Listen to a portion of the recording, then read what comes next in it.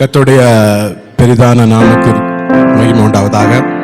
அபோஜனத்தை குறித்து போதகர் ரொம்ப அழகா பேசியிருந்தார். அதன் முக்கியத்துவத்தையும் எப்படி நாம் எடுக்க வேண்டும், அதற்குள்ளாக இருக்கிற மகிமை என்ன, அது எப்படி நான் அது கண்டுகொள்வது, எப்படி நாம் உணர்ந்து எடுப்பது என்பதை மிக அழகா நேர்த்தியா இன்னைக்கு எடுத்தார். இன்னைக்கு ஆண்டவர் கொடுத்த அந்த வார்த்தை அதன் சாயலாகவே அதன் ஒரு இரண்டாம் பாகமாக சுருக்கமாக உங்களிடத்துல நான் பேச விரும்புகிறேன். நம்ம இந்த பைபிள் காலேஜ் இப்போ தான் போயிட்டு இருக்கோம், படிச்சுட்டு இருக்கோம்.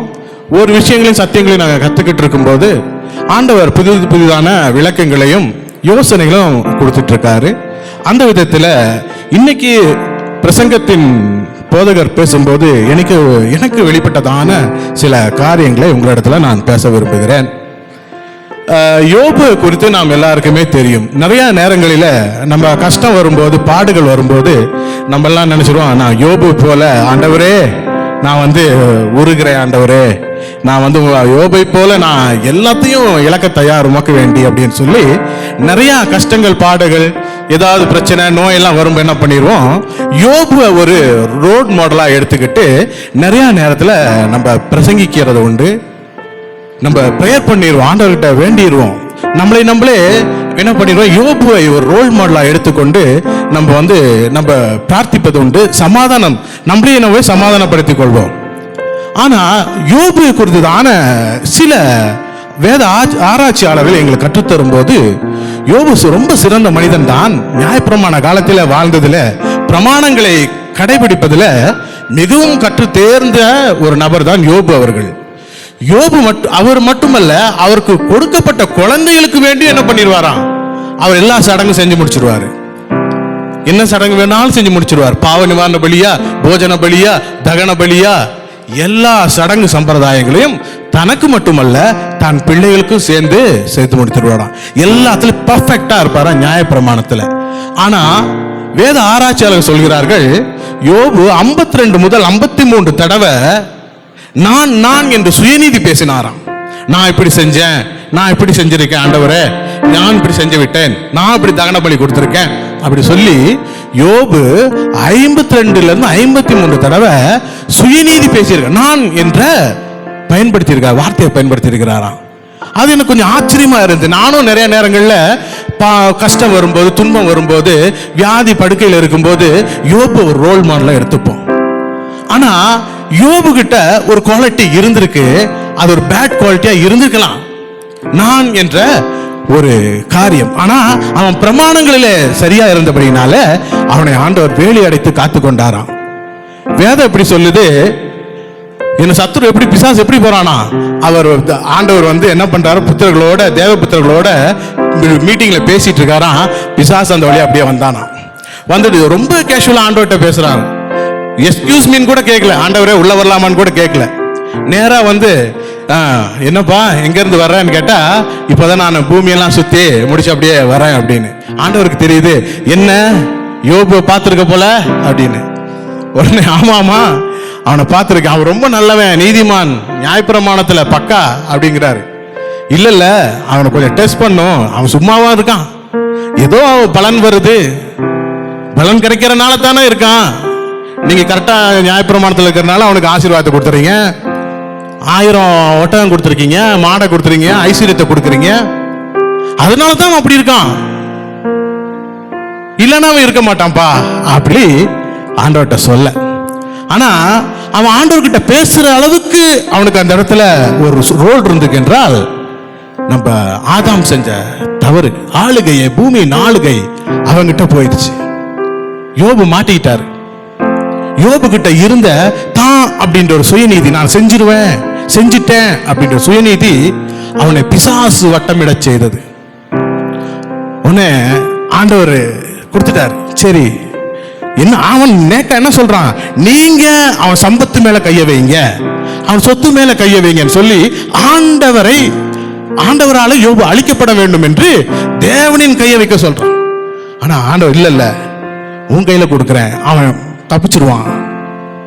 ஆனா அதே போல அவன் சொத்தெல்லாம் அழிக்கப்பட்டது, பிசாசால தான் அழிக்கப்பட்டது. மீண்டும் வர்றான், ஆண்டவர் தேவபுத்திரர்களோடு பேசிட்டு இருக்கும்போது மீண்டுமாக வர்றான். இல்ல அவன் அழிச்சு எல்லாம் பண்ண, ஜீவனை விட்டு வச்சுட்ட, சரிதான், இருந்தாலும் அவன் சதப்பிக்கப்படணும், அவன் எலும்புகள்லாம் உடைக்கப்படணும், ஏன்னா ஜீவனை கொடுப்பானா அப்படி என்று மீண்டும் பிசாசு என்ன பண்றான்? அவனை சோதிப்பதற்காக சுற்றித் திரிகிறான். ஆனா 3ஆம் அதிகாரத்துல யோபு அப்படியே விழுந்துடுறாரு. நான் பயந்த காரியம் நடந்தது என்று யோபு இடத்துல ஒரு வார்த்தை வருகிறது. அதை கேட்கும் எனக்கே ரொம்ப ஆச்சரியமா இருந்தது. அப்ப யோபு எதையோ குறித்து பயந்து கொண்டிருந்தார். அவர் தனக்கான காரியங்கள் எல்லாம் சரியா செஞ்சுட்டே இருந்தார். காலைல எந்திரிச்சா பயில் படிச்சிடணும், காலைல எந்திரிச்சா பிரேயர் பண்ணிடணும். ஒரு சடங்காச்சாரத்துல அவர் நேர்த்தியா இருந்தார். அவர் சொல்ற, நான் நினைச்சது அந்த காரியம் எனக்கு நடந்துருச்சு அப்படி சொல்லி அவர் சொல்றாரு. யோபு 3:25-26 நான் பாக்குறோம். அப்போதுதான் எனக்கு யோசனை வந்துச்சு, ஆண்டவரே உங்ககிட்ட இவன் பேசுற அளவுக்கு பிசாசுக்கு தைரியமா? அவன் நியாயப்பிரமாணத்துல சரியா இருக்கானே, உங்ககிட்ட பிசாசு அவன் கேட்டு அவனை அழிக்க உங்களோட பேசுகிறதற்கு அவனுக்கு என்ன தகுதி இருக்குது? தேவபுத்திரர்களும் நீங்கள் உலாவிக் கொண்டிருக்கிற இடத்துல நீங்க பேசுற மீட்டிங் ஹால்ல அவன் வருவதற்கு எனக்கு என்ன அதிகாரம்? அவனுக்கு என்ன அதிகாரம் என்றால், அவன் பூமியில் இருக்கிற ஆளுகையை அவன் கையில் வாங்கிட்டான். நம் ஆதாமினால் இழந்த ஆளுகைய அவன் கையில வாங்கிட்டான். ஆண்டவருக்கு தெரியும் நான் வரேன். ஒரு வசனம் அப்படியே கிடக்கு, ஸ்ரீயின் வித்தாகிய புருஷன் உன் தலையை நசுக்குவான் என்று சொன்ன ஒரு வாக்குத்தத்தம் கிடக்கு. அதுக்கு நான் வருவேன்டா, அதுக்கு வரக்கூடிய காலம் இருக்கு. அதனால என்ன பண்றார் ஆண்டவர்? அதனால தான் பிசாசுக்கு அவனுக்கு இடம் கொடுத்தார். யோபு தப்பிச்சிருவான், அவன் பிராணனை தொடாத என்று எல்லாத்துக்கும் என்ன பண்றாரு? ஒரு டிமாண்ட் வச்சு அவனை அனுப்புறார். ஏன்னா ஆண்டவருக்கு தெரியும் இது ஆதாமினால் செய்யப்பட்ட ஒரு பிழை, ஆளுகை அவன் விட்டுட்டான். நான் போனும், பூமிக்கு நான் போனும். ஸ்திரீயின் வித்தாகிய மகன் வருவான், அவன் வந்துதான் இந்த பூமியை சரி செய்வான். இவன் ஆளுகையில இருந்து இவனை தூக்கணும், யோபுவை தூக்கணும். இவனோட பிசாசு ஆளுகையில யோபு மாட்டிக்கிட்டு இருக்கான். அது இப்ப ஒண்ணும் செய்ய முடியாது என்று சொல்லி ஆண்டவர் அன்னைக்கு தெரியும். அதனால தான் பிசாசுக்கு பர்மிஷன் கொடுத்தார். நிறைய நேரங்களில ஆண்டவர் பிசாசை அனுமதிச்சு விட்டாரோ என் வாழ்க்கையில, அதனால தான் எனக்கு வியாதியா? பிசாசு என்ன புடம் எடுக்கிறானோ அதனால தான் எனக்கு தரித்திரமா, எனக்கு நோயா, கஷ்டமா, என் குடும்பத்தில் நடக்குதே, ஒருவேளை ஆண்டவர் அனுமதிச்சிருப்பாரோ என்று உங்களுக்குள்ள எண்ணம் வந்தா அப்படி அல்ல. யோபின் காலம் வேறு, இப்போது வேறு. ஏனென்றால் இன்னைக்கு ஆண்டவர் கடைசி காலத்தில் நமக்காக திருவுருளம் பற்றி, குமாரனாக திருவுருளம் பற்றி இருக்கிறார். அவர் வந்த பிறகு அந்த நிலைமை நமக்கு கிடையாது. ஏனென்றால் அவர் பிசாசின் ஆளுகையை ஜெயித்து விட்டார். பிசாச சிலுவையில என்ன பண்ணிட்டாரு? அரைஞ்சிட்டாரு. இப்போதுதான் நம்ம செய்திக்குள்ள வரப்போகிறோம். யோபுக்கு அப்புறம் எல்லாமே அவனுக்கு கிடைச்சிருச்சு. ஆண்டவர் அவன் இருந்தாரு, திருப்பி எல்லாம் ஆண்டவர் கொடுத்துட்டான்னு தெரியும். அவன் 500 ஒட்டகத்துக்கு பதிலா 1000 ஒட்டகங்கள், அதே அவனுக்கு 10 குழந்தைகள், 7 ஆண் பிள்ளை 3 பெண் பிள்ளை கிடைச்சிருச்சு. அதே மனைவியை கொடுத்தாரா எனக்கு தெரியல. அதே மாதிரி குழந்தைகளை கொடுத்தாரு, அதே மாதிரி மனைவிகளை கொடுத்தாரா? மனைவிகளை தூக்கிட்டு போயிட்டாங்க. ஆனா அதுல ஒரு சீக்ரெட் இருக்கு, அவங்களோட பெண் பிள்ளைகள் அந்த பிரதேசத்துல ரொம்ப அழகா இருந்தாங்களா. சோ யோபுக்கு அடுத்து அழகான மனைவிய கொடுத்துருக்காரு. ஆனா அதை நோட் பண்ணல, மனைவி இல்லாம எங்க குழந்தை. ஓகேவா? அப்போ யோபுக்கு எல்லாம் கிடைச்சிச்சு. நம்ம கிடைக்க வேண்டியது கஷ்டம் வரும்போது இது ஒண்ணு ஆண்டவர் கொடுப்பாரு, செய்வாரு என்பதை தாண்டி அந்த இடத்துல பிசாசு அனுமதித்தது. இப்போது வாழ்கிற நமக்கு பிசாசு இப்படி வந்து வருவான், ஆண்டவர் அனுமதி கொடுத்துருவாரு என்ற எண்ணம் நமக்குள்ள வரக்கூடாது. அதனால தான் அவர் சொல்லி கொடுத்த வசனத்திலேயே ஒரு ஜெபம் சொல்லி கொடுத்தார். சோதனைக்கு உட்படுத்தாதீர்கள் ஆண்டவரே, அன்றன்றுள்ள அப்பத்தை எங்களுக்கு தாருங்க, நான் எங்கள் கடனாளிகளை மன்னிப்பது போல நீங்கள் எங்க பாவங்களை மன்னிங்கன்னா அவர் சொல்லி கொடுத்தார். நீ நம்ம சோதிக்கிற கர்த்தர் அல்ல, அவர் நம்மளை உருவாக்குகிறவர். ஒருவேளை பயிற்சி கொடுப்பாரு, பயிற்சி கொடுத்து நமக்கு கால்வலி வரலாம், அது தண்டனை அல்ல, அது நமக்கு பயிற்சி மட்டும்தான். இப்போது சிலுவைக்குள்ள வரலாம். நமக்கு நம்ம பார்த்திருப்போம், இந்த திராட்சை ரசத்தை குறித்து இன்னைக்கு போதர் எடுத்தார்.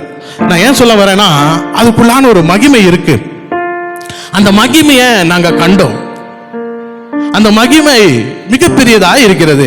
எசேக்கியேல் 14:15 திடீர்னு எடுக்கும் அதில் 3 நபர்களை குறித்து ஆண்டவர், தானியேல் இருக்கிறாரு, யோபு இருக்கிறாரு, அதே போல நோவா இருக்கிறார். இவங்க 3 பேருமே ஒரு விதத்துல திராட்சரசத்தால் பாதிக்கப்பட்டவர்கள். யோபுக்கு எப்படியெல்லாம் பேட் நியூஸ் அவர்கிட்ட ரிசீவ் ஆகும்போது அவங்க பிள்ளைகள் திராட்சரசம் குடிச்சுக்கிட்டு இருந்தாங்களாம். தானியேலும் ராஜாக்களுக்கு திராட்சரசம் சப்ளை பண்றவரா, அப்படி ஜூஸ் எல்லாம் போட்டு கொடுக்கிறவரா இருந்திருக்காரு. நோவாவும் திராட்சரசத்தினால ஒரு ஒரு ஒரு சபிக்கப்பட்ட ஒரு சந்ததியை உருவாக்க ஒரு காரணமா இருந்தது. ஆனா அதே திராட்சரசத்தின் மூலமாக இயேசு கிறிஸ்து மிகப்பெரிய ஒரு புரட்சியை இந்த உலகத்துல செஞ்சிருக்காரு. ஆமா, என்னாகமத்துல 28:7 அப்படி சொல்லுது, காப்படி திராட்சரசம் ஒரு ஆட்டுக்குட்டிக்கு சமமா. காப்படி திராட்சரசம் ஒரு ஆட்டுக்குட்டிக்கு சமம் என்று. அதனால நம் பரிசுத்த தேவாலயத்தில் போஜன தகன பலியை நம் திராட்சரசத்தின் மூலமாக செய்யலாம்.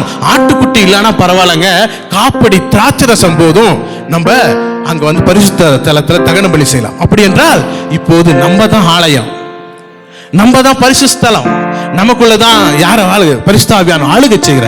அப்படி என்பது நம்ம இந்த திராட்சரசத்திற்கு பழைய ஏற்பாடிலிருந்தும் பழைய உதாரணங்கள் இருக்கு. அந்த வடிவில் நம்ம இன்னும் கொஞ்சம் முன்னாடி வருவோம். சிலுவையில இயேசு கிறிஸ்து நமக்காக மரித்தார். எடுக்கலாமா? யோவான் 19:29-30. யோவான் 19:29-30 படிங்க.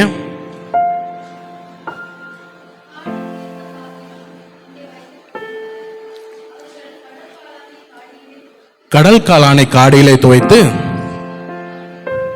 ஈசோப்பு தண்டில் மாட்டி வாயினிடத்தில் நீட்டி கொடுத்தார்கள். இயேசு காடியை வாங்கின பிறகு தலையை சாய்த்து ஆவியை ஒப்பு கொடுத்தார். அநேக நேரங்களில் ஆண்டவர் அந்த காடியை வாங்கிவிட்டு தன் ஆவியை ஒப்பு கொடுத்தார் என்று அறிந்திருக்கோம். இதே மார்க் 15:23 நீங்க பாருங்க. மார்க் 15:23 வித்தியாசமாக இருக்கு. அது படித்து பார்க்கும்போது இயேசு கிறிஸ்து அங்கு ஒரு திராட்சரசத்துக்கு ஒரு முக்கியத்துவம் கொடுத்தார். இந்த திராட்சரசம் நம் வாழ்க்கையில மிகப்பெரிய மாற்றத்தை ஏற்படுத்துகிறது. புதிய உடன்படிக்கையில மிகப்பெரிய பங்கு இந்த திராட்சரசத்துக்கு உண்டு. அதனால் மார்க் 15:23 படிங்களேன். வெள்ளை போலம் கலந்த திராட்சரசத்தை அவருக்கு குடிக்க கொடுத்து அவர் அதை ஏற்றுக்கொள்ளவில்லை.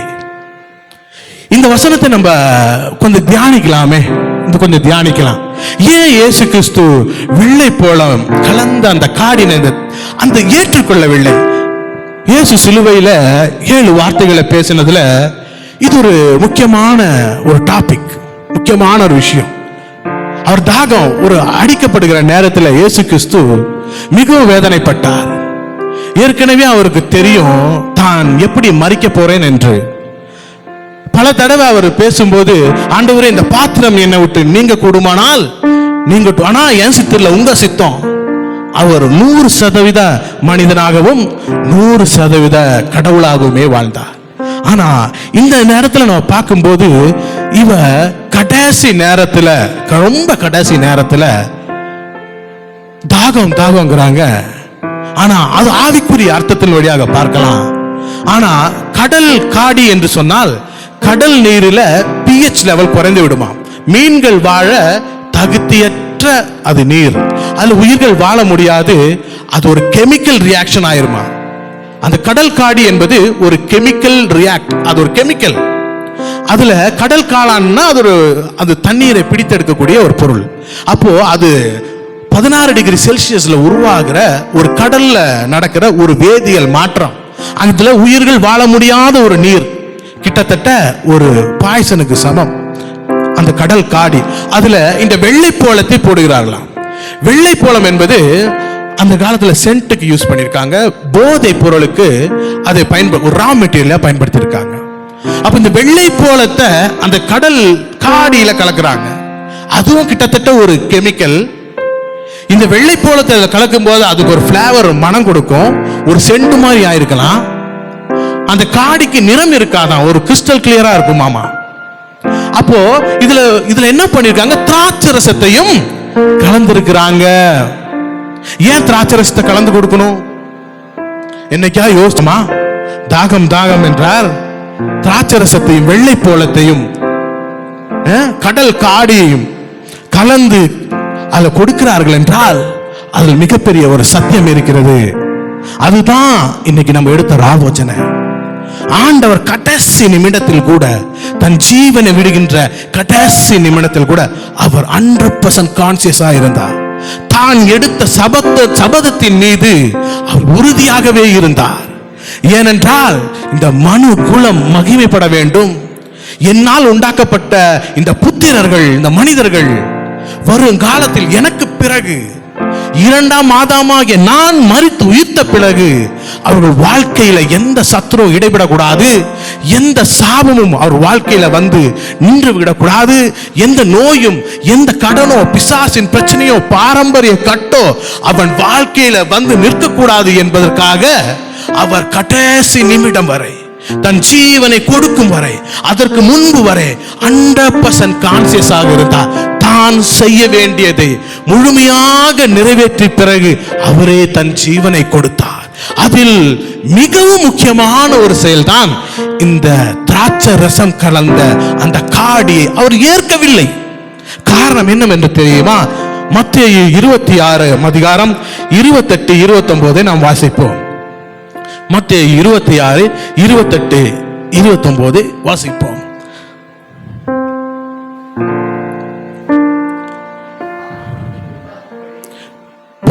பாவ மன்னிப்பு உண்டாக்கும்படி அநேகருக்காக சிந்தப்படுகிற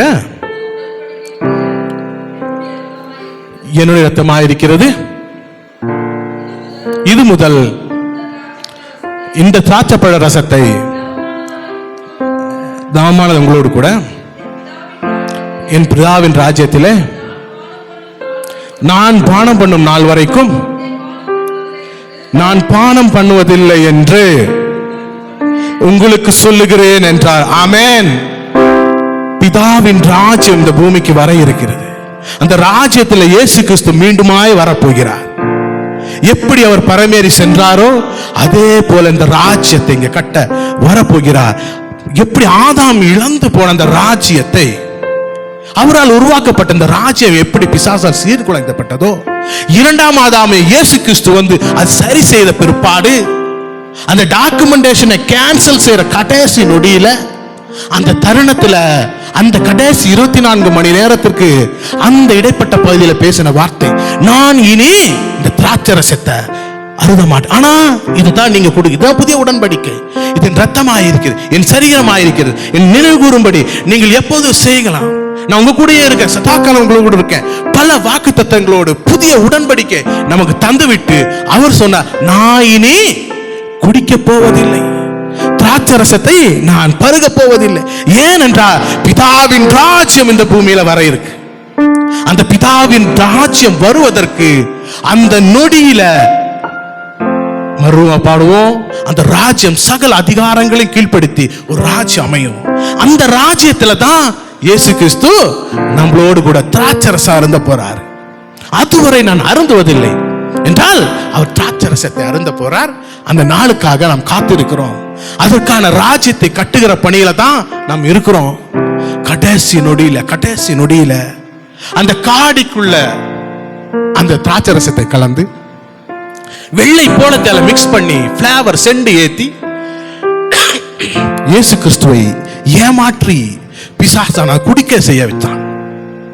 கடைசி நொடியில கூட அவருடைய திட்டம் மாறல. ஏனென்றால் நாளைக்கு என் பையன் வந்து நிற்பான், 2000 வருடம் கழித்து என் மகள் வந்து நிற்பா, அவள் ராஜ்யத்தை குறித்து பிரசங்கிக்க வேண்டும், இந்த பூமியை சாபத்தில் இருந்து மீட்க வேண்டும், இந்த பூமியில பிசாசினால் சீரழிக்கப்பட்டதை அவன் சரி செய்ய வேண்டும், அவனால் உருவாக்கப்பட்ட வியாதி மாற்றப்பட வேண்டும், அவனால் உருவாக்கப்பட்ட சாபம் மாற்றப்பட வேண்டும்.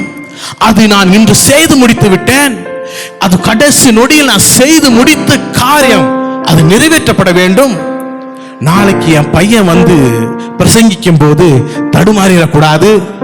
அந்த திராட்சை ரசத்தை கடைசி நொடியில கூட கான்சியஸா இருந்து அவர் அதை மறுத்தார். 6 அறிவு ஒரு மனிதனுக்கு இருக்கு. தொடு உணர்வு இருக்கு, சுவை உணர்வு இருக்கு, செவி உணர்வு கேட்கக்கூடிய திறன் இருக்கு, கலர்ஃபுல்லா பார்க்கக்கூடிய ஒரு திறன், அதே போல் நல்லது கெட்டது, தீ என்றால் சுடும் சுடாது என்ற அறிவு, இது மொத்தமா சேர்த்துதான் மனிதனுக்கு 6 அறிவு என்று சயின்ஸ் சொல்லுது. இதுதான் 6 அறிவு உள்ள மனிதர்கள் என்று சொல்கிறார்கள்.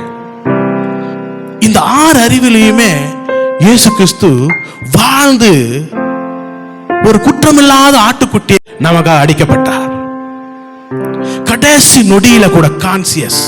அவர் செவியில கேட்கக்கூடாத வார்த்தைகள் அல்ல, அவர் கண்ணில அவர் பார்க்கக்கூடாத பார்வை அல்ல, அவர் வஸ்திரத்தை கிழிக்கும் போது அவர் எப்படி இருந்திருக்கும், அவர் மீது உமிழும் போது அவர் தோல்ல படும்போது எப்படி இருந்திருக்கும், வலி உணர்வு அவருக்கு எப்படி இருந்திருக்கும், வேதனை, காதுகள்ல செவிகள்ல சுவையில தாகம் தாகம் என்று சாதா மனிதர் கடவுளாக மறிக்கல. கடவுளாக இருந்தா தன் வலியை அவருக்கு பொறுத்து கொள்ள முடியும். வேற யாராவது தூதர்கிட்ட கூட கொடுத்திருக்கலாம். ஏன் என்னை கைவிட்டீர் என்ற வார்த்தையில பல அர்த்தங்கள் இருக்கு. அவர் 100% மனிதனாகவும் 100% கடவுளாகவுமே அவர் வாழ்ந்தார். அந்த நேரத்தில் மனிதனாக மனித உணர்வுல அந்த 5 அறிவு கொண்ட அந்த உணர்வை அவர் அந்த இடத்துல சிலுவையில தன்னை சுத்தனாக பரிசுத்தனாக வெளிப்படுத்தினார். ஒருவரையும் திட்டல, இவர்களை மன்னியும் என்றார். நம்ம சொல்லுவோமா, ஐயோ சாக போறோமே, பரவாயில்ல, கசப்பா இருந்தாலும் கூட பரவாயில்ல, அந்த தண்ணியை கொடுங்க நான் குடிச்சிடுறேன், தாகமா இருக்கு, அதுல கொஞ்சம் திராட்சரசம் கலந்துருக்குங்க, பரவாயில்லங்க, யாருக்குங்க தெரியும். ஆனா தனக்குண்டான அனைத்து உணர்வுகளிலும் ஆண்டவர் அடுத்த தலைமுறையை காக்க வேண்டும் என்பதற்காக சொல்ல முடியாத அளவிற்கான தியாகத்தை அவர் செய்து முடித்தார். அதனால் தான் நான் இயேசு கிறிஸ்துவை ரொம்ப உயர்த்துறோம். அவர் தான் நம் இயேசு கிறிஸ்து வரக்கூடிய இரட்சகர், இனி வரக்கூடிய இரட்சகர் அவர் தான். கடைசி காலத்தில் நமக்கு குமாரனாக திருவருளம் பற்றினார். மோசேவுக்கு தன்னை வெளிப்படுத்தினார். ஆபிரகாம் நான் தான் இருக்கிறவா, ஆதிமுதல் இருக்கிறவா இருக்கிற கடவுள், மாறாத கடவுள் என்றார். நான் யெகோவா தேவன் என்ற, யெகோவா ரஃபா, யெகோவா ஷம்மா, பல பெயர்களிலே அவர்கள் அழைத்தார்கள். ஆனா நமக்கு கடைசி காலத்தில் நமக்கு எப்படி திருவருளம் பற்றினார் என்றால், குமாரனாக திருவருளம் பற்றினார். அந்த பிதா நமக்கு குமாரனாக திருவருளம் பற்றினார். அந்த தேவன் கடைசி நொடியில, கடைசி நொடி வரை நமக்காக இந்த நாளிலும் இங்க இருக்கிற இந்த சிறிய கூட்டத்தையும் டச் பண்ண அவர் விரும்புறார். ஆமா, அதற்காகத்தான் அன்றைக்கு அந்த காடியை, திராட்சரசம் கலந்த காடியை வாங்க அவர் மறுத்தார். இப்போது நாம் அவரை நினைவு கூர்றோம். இயேசு எனக்காக செய்து முடித்து விட்டார். சிலுவையில எல்லாம் செய்து முடித்து விட்டார். எல்லாம் என்றால் கடைசி நொடியில் வர நம் பாவ சாபங்களுக்காக, பரம்பரை நோய்களுக்காக, எல்லா பிசாசின் கட்டுகளுக்காக, ஆதாமினால் ஏற்படுத்தப்பட்ட, அவரால் இழக்கப்பட்ட பூமியின் ஆளுகை முதல், அவரால் பூமிக்கு கொண்டு வரப்பட்ட சாபம் முதல், பிசாசினால் ஏற்பட்ட அனைத்து சாபத்தையும் இயேசு கிறிஸ்து சிலுவையிலே குற்றமில்லாதவராக சுமந்து தீர்த்து கொடுக்கப்பட்ட எல்லா நியாய பிரமாணங்களையும் நிறைவேற்றி அவர் நமக்காக புதிய உடன்படிக்கையாக அவருடைய சதையையும் அவருடைய இரத்தத்தையும் கொடுத்திருக்கிறார். இதன் மூலம் நமக்கு என்னங்க பலன்? இவ்வளவு இயேசுவை நம்ம இன்னும் உயர்த்தலாமா? இந்த தியாகம் தான். கடைசி நேரத்துல கூட அவர் திராட்சரசத்தை குடிக்காமல் நம்மளை நினைத்துக்கிட்டு, நாளைக்கு என் பிள்ளை வேதனைப்படுவான், நாளைக்கு என் பிள்ளை நோயில இருப்பான், அவன் சுகம் பெறுவதற்கு நான் இதை அடக்கிக் கொள்ள வேண்டும், நான் தாங்கிக் கொள்ள வேண்டும் என்று மட்டும்தான் இயேசு செய்தாரா? இல்ல, நாம் ஒவ்வொருவரும் மகிமைப்பட வேண்டும் என்று இயேசு ரொம்ப விரும்பினார். யோவான் 17:22 வாசிப்போம். யோவான் 17:22 பிதா தனக்கு கொடுத்த மகிமை. ஆமென். மிக மிக மிக மிக முக்கியமான வசனம். நமக்கு எவ்வளவு எவ்வளவு இயேசு நல்லவர் என்று, நீர் எனக்கு தந்த மகிமையை நான் அவர்களுக்கு கொடுத்தேன். ஆமென். பிதா இயேசுக்கு கொடுத்த மகிமையை இயேசு நமக்கு கொடுத்துட்டார். எவ்வளவு பெரிய பாக்கியம்! இந்த பாக்கியம் நமக்கு கிடைக்குமா? வேற ஏதேனும் ஒரு கடவுள் சொல்ல முடியுமா? பிதா தனக்கு கொடுத்த மகிமை நான் அவர்களுக்கு கொடுக்கிறேன். ஏனென்றால் நம்ம ஒன்றாயிருப்பது போல பிதாவுடன் ஒன்றாயிருப்ப நீங்களும் எனக்குள்ள வாங்க, நம் 3 பேரும் ஒன்றாயிருக்கலாம் என்று சகல கனத்தையும் மகிமையும் மனிதர்களுக்கு தந்தார். இது எவ்வளவு பெரிய ஒரு சத்தியம், இது எவ்வளவு பெரிய ஒரு பாக்கியம். ஏன் இயேசுவை நாம் கொண்டாடுகிறோம்? ஏன் இயேசு தான் மெய்யான கடவுள், அவரே இரட்சகர் என்று சொல்கிறோம் என்றால் இதுக்கு தான். தியாகம் செய்தார் எங்களுக்காக, எங்கள் நோய்களுக்காக, எங்கள் சாபங்களுக்காக. இந்த பூமியின் சகல மனிதர்களின் சாபங்களை நீக்கின ஒரே ஒரு தேவன் இயேசு கிறிஸ்து. அது மட்டுமல்ல, அவருக்கு பிதாவால் கொடுக்கப்பட்ட மகிமையை நமக்கே கொடுத்து சென்று விட்டார். ஆமென். இன்றும் நம்மளோடு இருக்கிறார். அவர் பரிசுத்த ஆவியானவராக நமக்குள் உலாவிக் கொண்டிருக்கிறார். சபையோ கட்டடத்தையோ அல்ல, நாம் தான் அந்த சபை. அதனால் தான் சொல்றேன், இன்னாகபத்தில் சொன்னது போல ஒரு ஆட்டுக்கடாவை பலியிடுவதற்கு, ஒரு ஆட்டுக்குட்டியை பலியிடுவதற்கு சமம் காப்பங்கு திராட்சரசம் என்று நியாயப்பிரமாண காலத்தில் அதவே எடுத்து நமக்கு மறுபடியும் திராட்சரசமாக தன் ரத்தத்தை நினைவு கூறும். நீங்கள் அருந்துங்கள், சதாக்காலம் உங்களோடு இருக்கேன், உங்களுக்கு எல்லாம் சரியாயிரும், நான் உங்களுக்குள்ளேயே தான் பரிசுத்த ஆவியானவர் இருக்கிறேன், நான் கட்டடத்தில் அல்ல என்று மிகப்பெரிய ஒரு வெளிப்பாடு என்னாகமத்தில் இருந்து நமக்கு யோவான் வரைக்கும் உள்ள சுவிசேஷத்துல பார்த்தீங்கன்னா இயேசு மிகப்பெரிய ஒரு மாற்றத்தை இந்த திராட்சை ரசம் மூலமாக செய்திருக்கிறார். நிறைய பேசலாம், திராட்சை ரசத்தை குடித்து வருகிற காலங்களில் பார்க்கலாம். கண்களை மூடலாம், எந்திரிச்சு நிற்போமா ஒரு நிமிடம். ஆண்டவரே, நீர் இவ்வளவு நல்லவரா? நாங்கள் அந்த அளவுக்கு நல்லவர்களா ஆண்டவரே? எங்க வாழ்க்கையில நாங்க எவ்வளவு பின்மாற்றத்துல போயிருக்கோமே, உங்களை மறந்து நாங்க எங்கெங்கயோ போயிருக்கோமே, இன்னும் உலகத்துல நாங்க வாழ்றோமே. எங்க நோயில, எங்க சாபத்துல, எங்க கடன்ல, எல்லாத்திலும் நீங்க எங்களை நிறைவு செஞ்சிருக்கீங்க. எங்களுக்கு பெரிய பங்காக நீர் வெளிப்பட்டிருக்கீங்க. ஆண்டவரே, நீர் எங்களை நேசித்த அளவுக்கு நான் உங்களை நேசிக்கிறோமா? நீர் எங்களை சிலுவையில கடைசி நொடியில நேசித்த அளவிற்கு நான் உங்களை நேசிக்கிறேனா? ஏன் நீங்க எங்களை நேசிக்கிறீங்க? ஏன் எங்களை காப்பாற்றுகிறீங்க? என்றைக்கும் நான் மரித்து போயிருப்பேனே, என்றைக்கும் நான் இல்லாமல் போயிருப்பேனே, ஏனப்பா என்னை நேசிக்கிறீங்க? உங்க அளவுக்கு நான் உங்களை நேசிப்பதில்லையே. அதனால்தான் அவர் நம் தகப்பன், நம்மளை நேசிக்கிற தகப்பனாய் இருக்கிறார். இன்று நம்மளோடு இருக்கிறார். ஒரே ஒரு காரியம், இயேசு நமக்காக எல்லாம் செய்து முடித்து விட்டார் என்று நாம் விசுவாசிப்பதே அவருக்கு கொடுக்கின்ற மரியாதை. அவரால் நிறைவேற்றப்பட்ட நியாயப்பிரமாணத்தை மீண்டும் தூசி தட்டி எழுப்பி அவர் மரணத்தை நாம் கொச்சப்படுத்திடவே கூடாது. ஒரு அரசாங்கம் ஒரு திட்டத்தை இடுகிறது என்றால், ஒரு அரசாணை வெளிகிறது என்றால், எந்த சட்டமும் பாதிக்கப்படாதபடி, மத்திய அரசு சட்டமோ, சார் கூட்முட்டை சட்டமோ, வெளிநாட்டு சட்டமோ, எந்த சட்டங்கள் பாதிக்கப்படாமல் ஒரு அறிக்கையை வெளியிடும். நாம் நாளைக்கு இயேசுவை பிரசங்கிக்கிறவர்கள், நாம சீஷர்கள், ராஜாக்களாய் இருக்கிறோம். இயேசுவை பிரதி எந்த ஒரு காரணத்தை கொண்டும் அவர் நாள் நிறைவேற்றப்பட்டவில்லை, இல்ல இயேசு சரியா நிறைவேற்றப்படல, அதனால் மறுபடியும் நான் அதை தூக்கி நான் உயர்த்துவேன் என்றோ, புதிய உடன்படிக்கையில இயேசு எனக்கு கொடு சிந்தின ரத்தமும் அப்பமும் செய்து முடித்து விட்டது, இல்ல அதுக்கு மேல நான் ஒன்று செய்துதான் அது கிடைக்கும் என்று இயேசு கிறிஸ்துவின் மரணத்தை நாம் கொச்சைப்படுத்தி விடவே கூடாது. முழுக்க முழுக்க இயேசுவையை நம்புவோம் என்றால் கடைசி காலத்தில் குமாரனாக நமக்கு திருவூலம் பற்றின தேவன் அவர். எல்லாவற்றிலும் அவர் மிகவும் அன்பானவர். பிதா தனக்கு கொடுத்த மகிமையை நமக்கு தந்தருளின நம் தேவன். இதற்கு மேல மனிதருக்கு என்ன வேண்டும்? அவரை ஆராதிப்போம், அவரை கொண்டாடுவோம். நல்ல தகப்பனே, இந்த நாளுக்காக நன்றியோடு துதிக்கிறேன். அப்பா, உமது சதையும் ரத்தமும் செய்ததை நாங்கள் தியானித்தோம். ஒரு யூனிட் கூட பிளட் உங்க உடம்புல இல்லாத போது நீங்க கான்சியஸா அந்த திராட்சை ரசம் கலந்த அந்த காடியை நீங்க தவிர்த்தீங்க.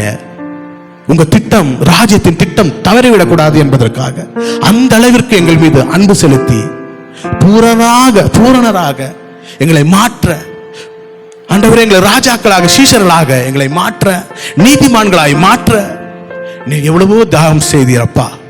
உங்க அன்புக்கு எங்க அன்பு இல்லை சுவாமி. மீண்டும் ஒரு முறை கூட உங்களுக்கு நன்றி செலுத்துகிறோம். மீண்டும் மீண்டுமாக நாங்கள் சிலுவை மரணத்தை தியானிக்கிறோம். நீர் எங்களை செய்து முடித்ததற்கு நாங்கள் தியானிக்கிறோம், நன்றி செலுத்துகிறோம். அப்பா, நீர் செய்த எல்லாவற்றிற்குமாக நன்றி. நீர் எங்கள் வாழ்க்கையில எல்லாவற்றையும் மாற்றி இருக்கிறீர். தடையாய் வருகிற பிசாசின் தலையை நீ சிலுவையிலே நசுக்கியிருக்கிறீர். அவன் வாழை வைத்துதான் அவன் வேலை செஞ்சிட்டு இருக்கான். இனிமேல் நாங்கள் பிசாசை நாங்கள் யோசிப்பதை விட்டு இயேசு எனக்கு செய்து முடித்ததை யோசித்து நன்றி சொல்லி எங்க வாழ்க்கையில நாங்கள் செம்மையும் செழிப்புமாக வாழ தேவனே எங்களை தகுதிப்படுத்துங்க. இயேசு கிறிஸ்து வெளியேறப்பட்ட நாம் ஜெபிக்கிறோம் நல்ல பிதாவே, ஆமென்.